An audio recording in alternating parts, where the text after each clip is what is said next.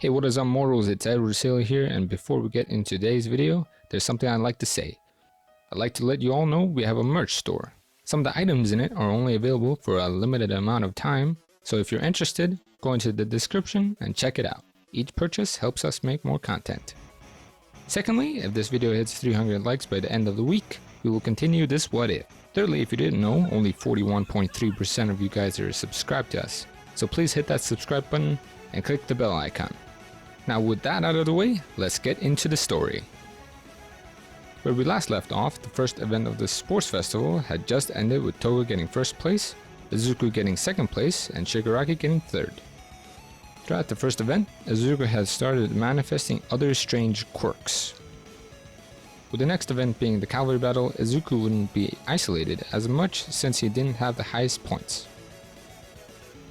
A couple of people would ask him if he wanted to join their team, but he just told most of them he would think about it. He has something he had to get done before the next game. He wanted to confront Toga on stalking him, and ask how much he heard with that conversation with Stain.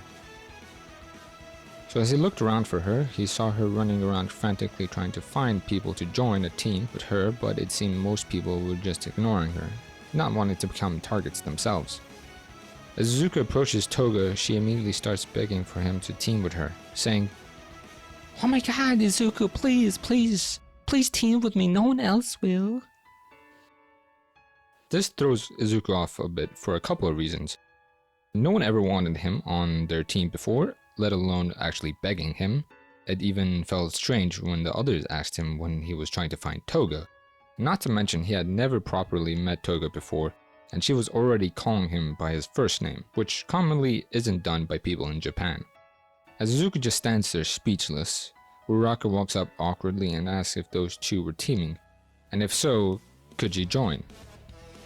Which Toga says they were, and she would be happy to have her join, making Izuku panic even more since his confidence with talking to girls was terrible. He just wanted a quick confrontation with Toga, and now Uraraka thinks they are on a team together. With Curious exclaiming that the students didn't have much more time to pick teams, Izuku had to reluctantly team with her. But he did say that they were probably going to need 1 or 2 more people to be an effective team. That's when Shigaraki comes up to Izuku, asking if he could team with him, but he seemed skeptical that he would be able to join. This confused Izuku even more.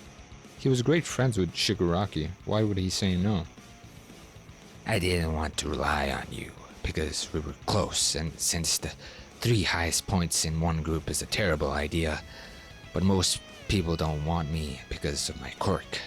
Shigaraki explains while also saying he had an idea. His plan was going to need Tokiyami and Soji, but it was rather simple. Since they had a high point value and they were going to be targeted, they needed a team that would be prepared for any situation.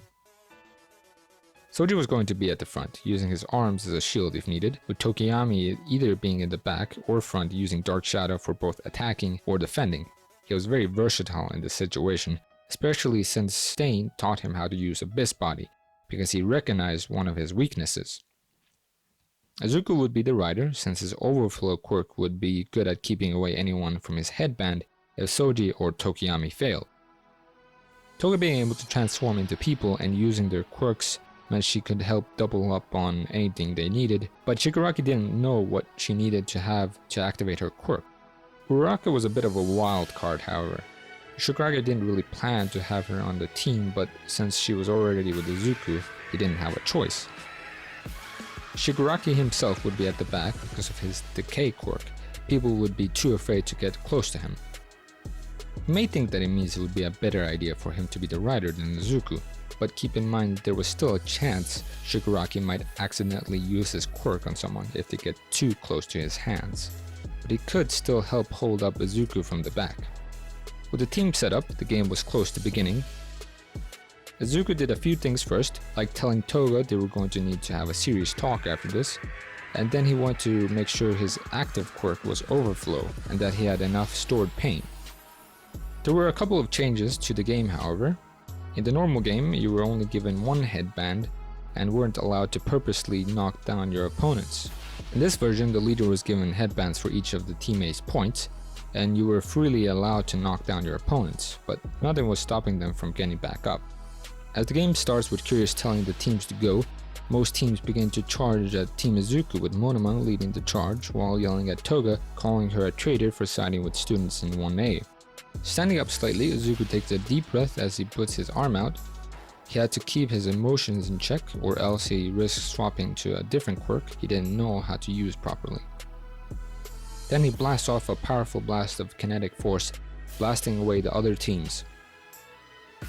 Izuku was starting to act like one for all again, just like he did during the entrance exam. It was the only way he knew how to keep calm. Monoma notices this, and let's just say he doesn't like it, forcing his team to rush at Izuku again. Just a quick side note, Monoma's team consists of Shihei Korohiro, the guy who can hide in his shadows, Sen Gaibara, who can spin his body parts like a drill, and Kosei Tsuabara, the guy who can turn air into solid matter. That was his normal team in canon, but in addition, Togaru Kamigari, his quirk allowed him to generate blades on his body. As they rush Team Midoriya, Shigaraki yells for Toga to use her quirk to transform into Tokiyami for a second Dark Shadow to fight off Monoma's team. "It kinda doesn't work like that, I need his blood first," Toga announces to her team a little too late.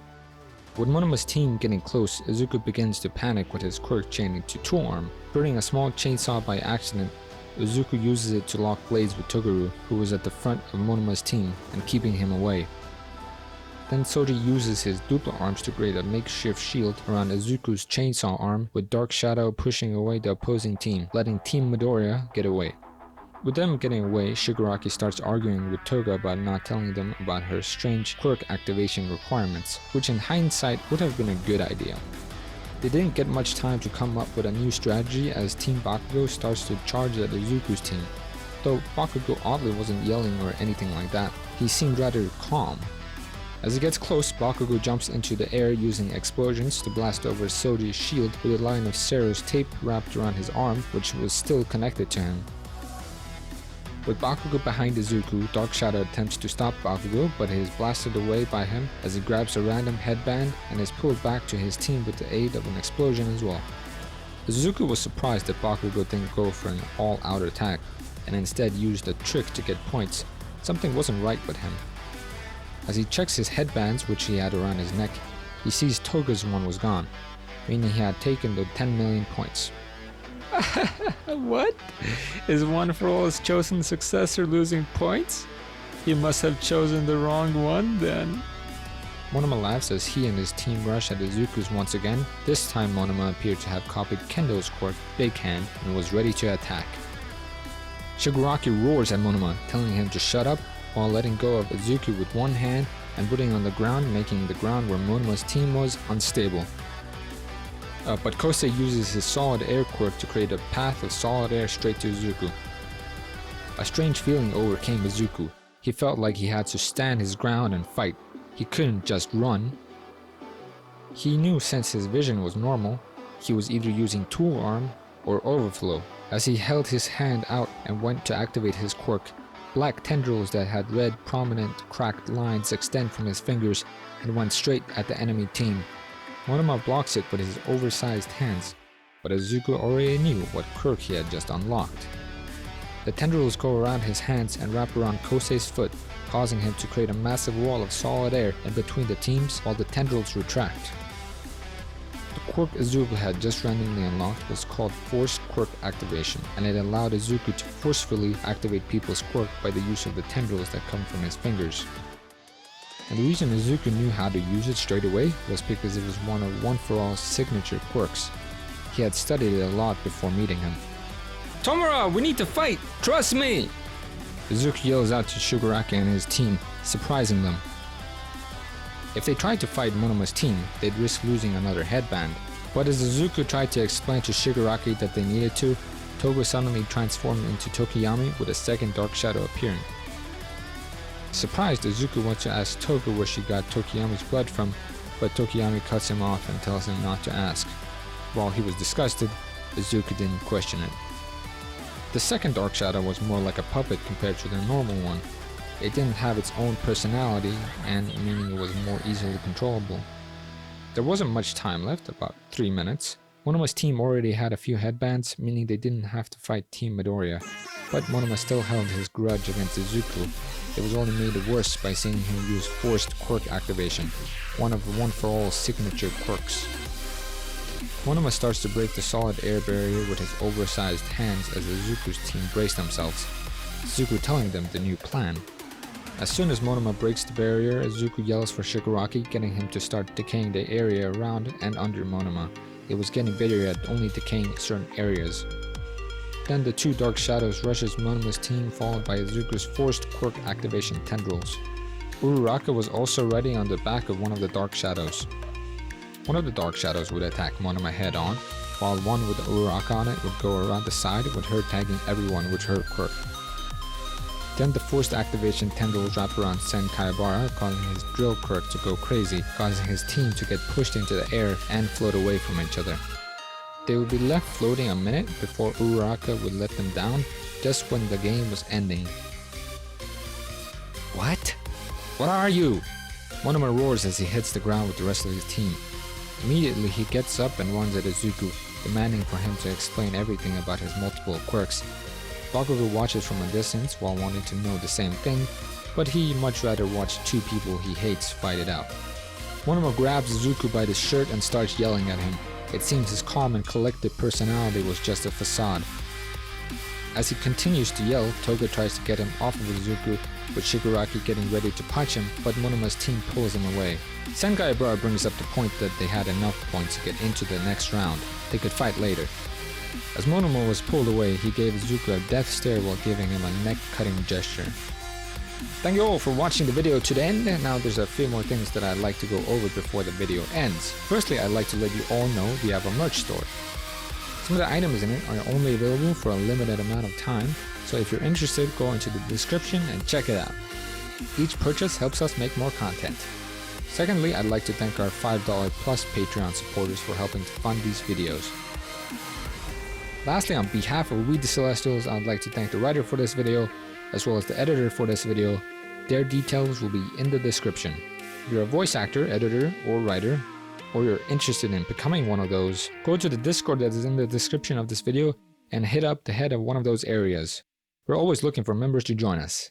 That's it from us for today's video, so thank you all for watching, and don't forget to hit that subscribe button if you're interested, and hit that like button if you liked the video. Until next time, peace out mortals, have an amazing day.